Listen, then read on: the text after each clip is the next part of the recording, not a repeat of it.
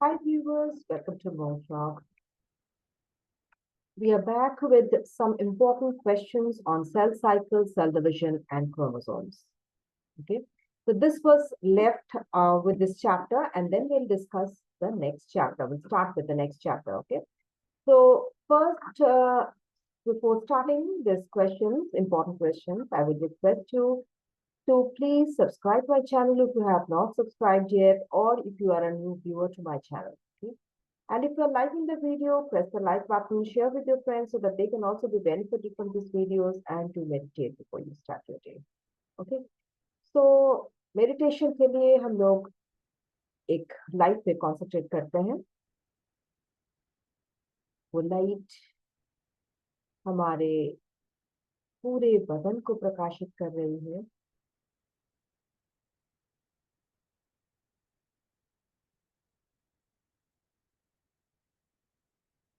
पूरे चेहरे में वो लाइट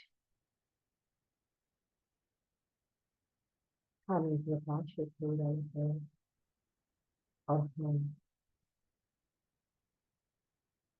जैसे मानो रिलैक्स फील कर रहे हैं. लाइट का बना हुआ हो शरीर मेरा.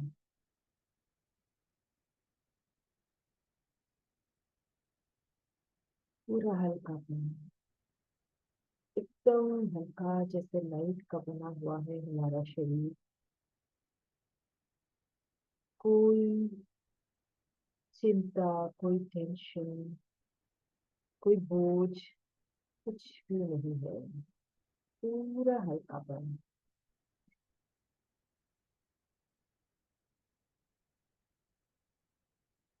हमारी बुद्धि में जो हम भी पढ़े हैं वो सारा ज्ञान अंदर जा रहा है. हम उसको अच्छी तरह से रिवील कर पा रहे हैं और जरूरत आने पर उसको हम यूज भी कर पाते हैं.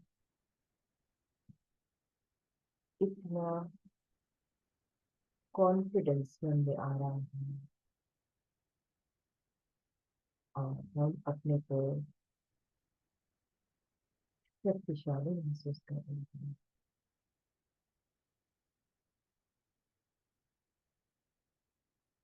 अच्छा लोगों से एप्रिसिएशन मिल रही है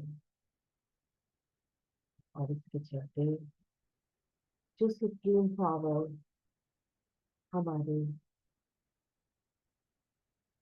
इस सोए हुए गुण को जागृत कर रही है, उसे हम धन्यवाद करते हैं हमारे साथ रहने के लिए, हमारे साथ रहने के लिए.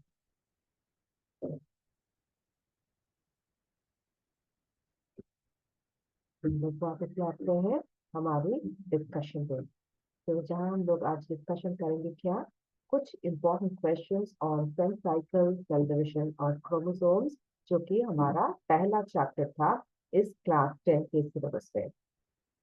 तो पहला क्वेश्चन आज जो हम डिस्कस करेंगे वो है, study the diagram below which represents a stage during the mitotic cell division and answer the following questions. Okay, तो ये रहा हमारा डायग्राम. दिख रहा है. तो सेल हो रहा है, तो न्यूक्लियस बन चुका है जिसमें क्रोमोसोम्स दिख रहा है, न्यूक्लियोलस दिख रहा है, न्यूक्लियर मेम्ब्रेन बन चुका है. फिर सेंट्रियोल्स, सेंट्रोसोम के साथ सेंट्रियोल दिख रहा है. और जो दिख रहा है वो है division of the cell. Cytoplasm का डिविजन थोड़ा सा बाकी है. ठीक है, तो हमें क्या आइडेंटिफाई करना है, identify the stage giving the reason. क्या स्टेज है ये डायग्राम, कौन सा स्टेज को रिप्रेजेंट करती है. Name the parts 1 and 2. Diagram में दो पार्ट्स हमको नेम करना है.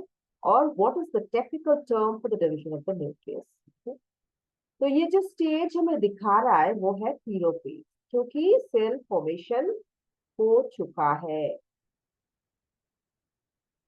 I'm sorry, this is not telophase. This will be cytokinesis हो रहा है अभी. हम्म, ये लास्ट स्टेज है जहां पे टीलोफेज हो चुका है, न्यूक्लियस बन चुका है, cytokinesis, yes, it's a telophase stage. Okay, it's a telophase stage where the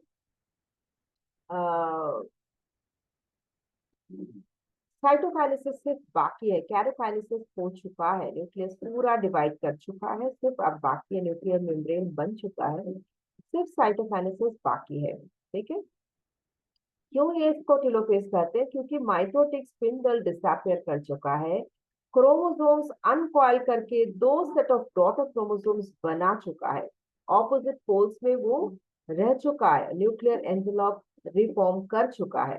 ठीक है, इसीलिए इसको टेलोफेज बोलते हैं। और डॉटर क्रोमोसोम, एक फर्स्ट वन क्या है, डॉटर क्रोमोसोम बन चुका है, और न्यूक्लियर मेम्ब्रेन सेकंड क्या है, nuclear membrane. The technical term for the division of nucleus क्या बोलते हैं उसको? कैरियोकाइनेसिस। और साइटोसोम का डिवीजन को कहते बोलते हैं साइटोकाइनेसिस। ओके, इसमें सिर्फ I mean cell membrane form होना बाकी है, सिर्फ यही इतना तक ही बाकी है, बाकी लेकिन सारा डिवीजन हो चुका है। ओके, इसके बाद क्या आता है? Chromosomes running to opposite poles after division can be seen during prophase, metaphase, anaphase और टेलोफेज। क्या बोल रहे हैं? Chromosomes running to the opposite poles after division, they are running towards the poles, मतलब वो पोल्स की तरफ चला जा रहा है। वो दिखता है कब? एनाफेज में। The just next phase after this phase, which is given in the diagram. देखिए डायग्राम दिखा रहा है, इसके बाद क्या होता है? एनाफेज, मेटाफेज, प्रोफेज और साइटोकाइनेसिस। इसके बाद क्या होता है? एनाफेज आता है।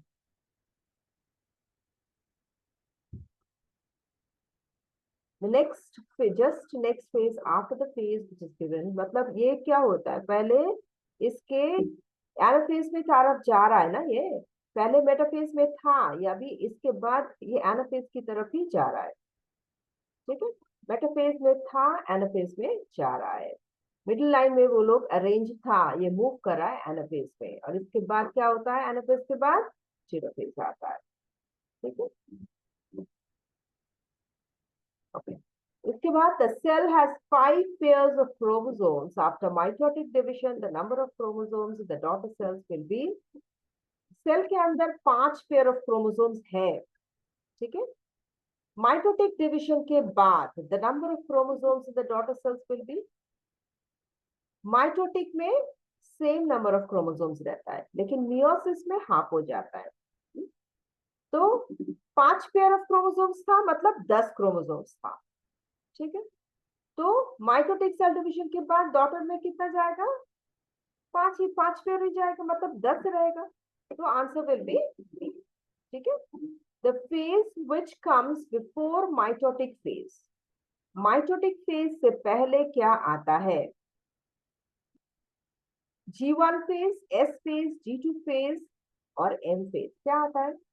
पहले आता है हमारा इंटरफेज, जिसमें रहता है G1 फेज, S फेज, फिर G2 फेज, फिर माइटोटिक फेज आता है। मतलब क्या होता है? माइटोटिक फेज के पहले G2 फेज आया। ठीक है, फिर rod shaped chromosome having centromere at the proximal and. Chromosome का डायग्राम याद कीजिए, जहां पे सेंट्रोमियर रहा है, वो डिसाइड करता है कौन सा सेंट्रिक होगा ये क्रोमोसोम। ठीक है, तो एकदम प्रॉक्सिमल एंड में जो है, ये हमारा क्रोमोसोम है, जिस एकदम प्रॉक्सिमल एंड में यहाँ पे जो सेंट्रोमियर होगा उसको क्या कहते हैं? टीलोसेंट्रिक। ठीक है, एक्रोसेंट्रिक, फिर मेटासेंट्रिक, सब मेटासेंट्रिक, है ना? तो पहले क्या आता है? टीलोसेंट्रिक, जहां के प्रॉक्सिमल एंड पे हमारा सेंट्रोमियर होता है। तो आंसर क्या होगा? Telocentric. The phase which comes after mitotic phase, mitotic phase के बाद फिर क्या होता है? माइटोटिक फेज के बाद हमारा साइकिल फिर से रिपीट होते जाएगा, क्योंकि माइटोटिक फेज एक नया डॉटर सेल बना दिया। ठीक है, फिर वो सेल क्या हो गया, फिर से इंटरफेज में चला जाएगा, मतलब G1 फेज में चला जाएगा, फिर S फेज में जाएगा, फिर G2 फेज में जाएगा, फिर M फेज में चला जाएगा, मतलब माइटोटिक फेज में चला जाएगा। तो ये साइकिल रिपीट होता ही जाता है। ठीक है, तो आंसर क्या हो गया, G1 फेज अर्थात A, right? Given below is a diagram representing a stage during the mitotic cell division. Study the diagram and answer the following question. देखिए कैसा डायग्राम दिख रहा है हमारा, ये स्टेज कौन सा है, is it a plant or an animal cell? Give a reason to support your answer, and how many chromosomes will each daughter cell have after the completion of the above division? ठीक है, ये cell जो दिखा रहा है वो है anaphase. इसके बाद हमारा आएगा टीलोफेज, क्योंकि ये एनाफेज मेटाफेज से मूव कर चुका है, मिडिल लाइन में था तो तब मेटाफेज पे था, ये मूव कर चुका है, दोनों साइड पे चला है, तो इसका मतलब एनाफेज में चला जा रहा है, डिवाइड कर चुका है ये, क्योंकि इसमें स्प्लिटिंग ऑफ द क्रोमैटिड्स हो चुका है and being pulled towards the opposite poles. Splitting अगर नहीं होता तो मेटाफेज में था, स्प्लिटिंग हो चुका है मतलब एनाफेज में चला गया है और वो पुल होना शुरू कर दिया है ऑपोजिट पोल्स में।